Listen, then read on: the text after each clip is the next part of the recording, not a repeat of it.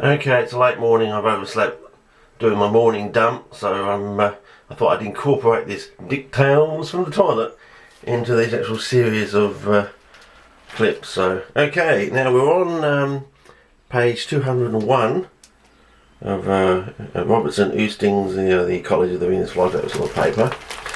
And there's two things basically on this page. There's this, which is an idealised drawing of or bisect from the Pockeson edge to the tall shrubs and grasses of the savannah. But there's also this point down here, and I think to degree of import this totally outweighs that. So almost, you can almost say this the statement down here is so brilliant, so bright, it's like an exploding supernova. It's so bright that you can it almost shadows, overshadows that in a way. What is it down here that's so important?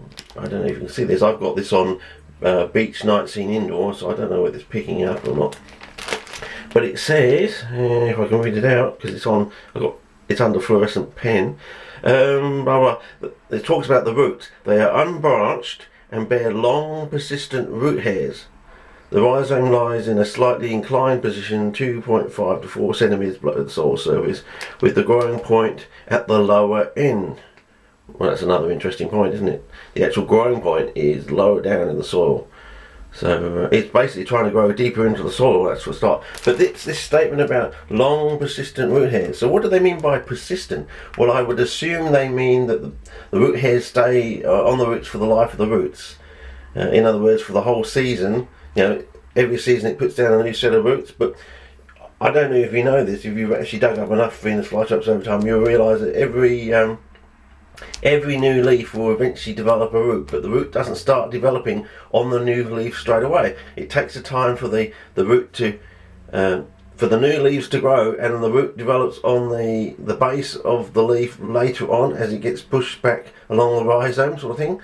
So in other words, any nutrients that are coming off that root are feeding probably that leaf or that area of the rhizome, or maybe the whole rhizome, in a delayed fashion, in other words, which is very strange. Most plants, when they put the roots down, is to take on water. They usually have two roles, either take on water or nutrients or both, and that's usually at the time the root is going down through the soil, whereas with these it's slightly different because the roots grow in a delayed fashion for a start. But it's this other statement. It says long persistent root hairs. So they're long root hairs, and I'm going to say, well, what do they mean by long? When you're doing plant, basic plant physiology, they usually start you off in the first year, and you go, basic botany course and things like that. They do a course, they do like a day or a few days on basic roots and things like that, and they get you to cut up beans and peas and things like that. Now, if you've ever seen a bean or a pea germinating and seen the length of root hairs on a bean or a pea, they are quite long. And yet they're actually making a statement here of emphasising the word long in reference to Dionaea. So do they mean that they're on the par with things like basic beans and peas and things like that? Or do they mean they're really, really much longer than even that? It's just that in cultivation they don't grow as long. No photographs in the paper of the roots. I thought an important statement like that would, whether there is actual PhD thesis that shows this is just a cut down version of a PhD thesis, I don't know.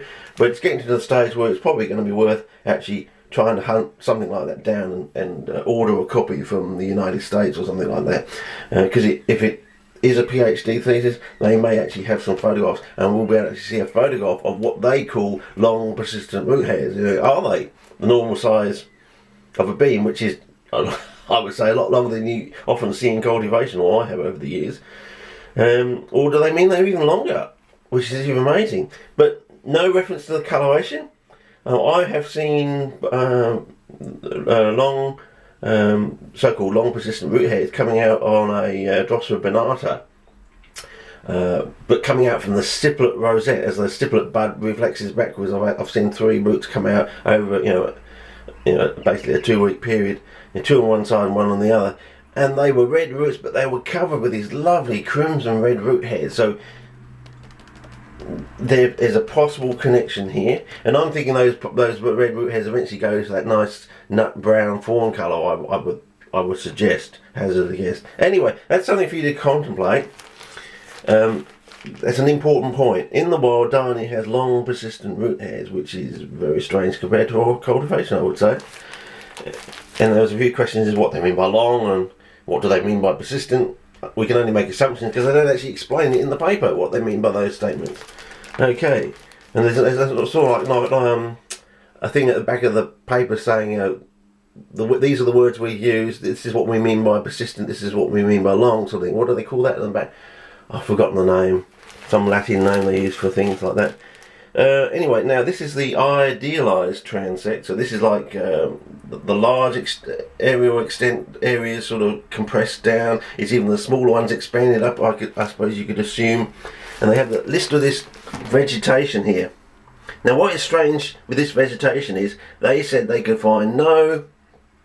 They said they could find no commonality with all these plants growing along as associates with Dione. Whereas in 1996, I think I got this paper in 94 and I got the Serpentine book in 96, but don't quote me on that. My dates might be slightly out there. Though there's probably other evidence on older video footage of when I did get these things. It's probably tracked on older VHS video footage telling you back then, like 10 or 15 years ago when I was a lot younger and had a slightly better memory about this. But anyway, I used the Serpentine book, and just straight away on the dining room table just after lunch, I just got this sort of book and I had this paper with me sort of thing.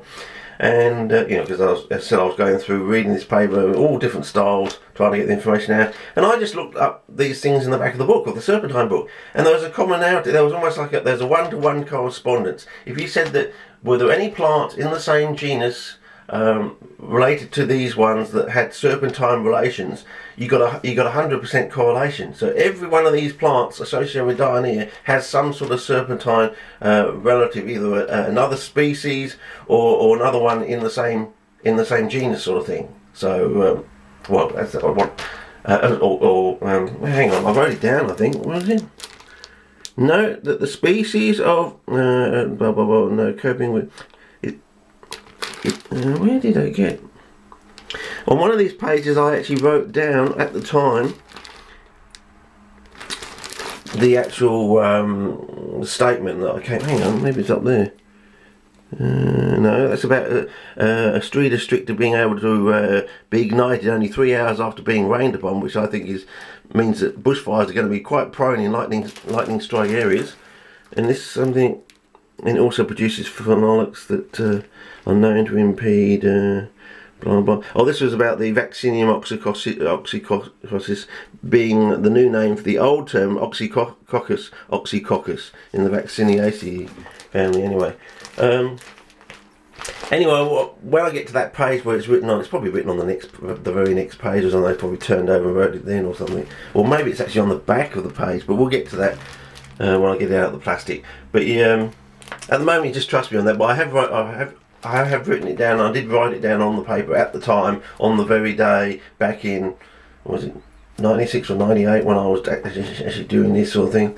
On the actual day when I looked it up, it was just so amazing that these people early on in this paper were saying they couldn't find any association with the plants around Dione. But when you go online now with Google Google Images, wherever you look, you see the similar plants growing along with Dione and things like that. And they also do make the key point, there are other carnivorous associates that are always associated with Joshua and a particular, I think they actually mention a particular species of pinguicula, but they don't actually name the actual species. So they say there's a particular species of pinguicula that always is associated with Dione, but they don't actually state which one it is.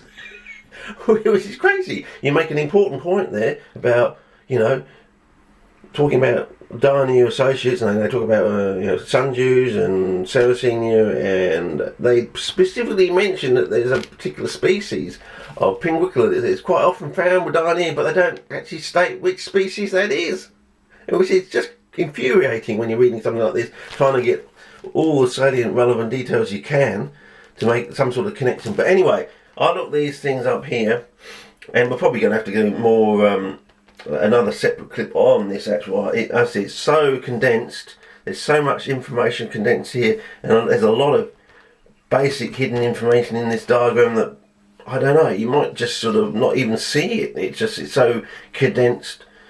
You really have to talk about it and explain it and expand it out, because it's just, you know, basically they've got 5 years of basic bush bashing in the field research is condensed down in this thing, and you just, it's like a puzzle, and it's like they've almost turned it into a puzzle. You almost have to expand it out and talk about separate parts of it, which we probably will do, and I'll probably eventually get onto that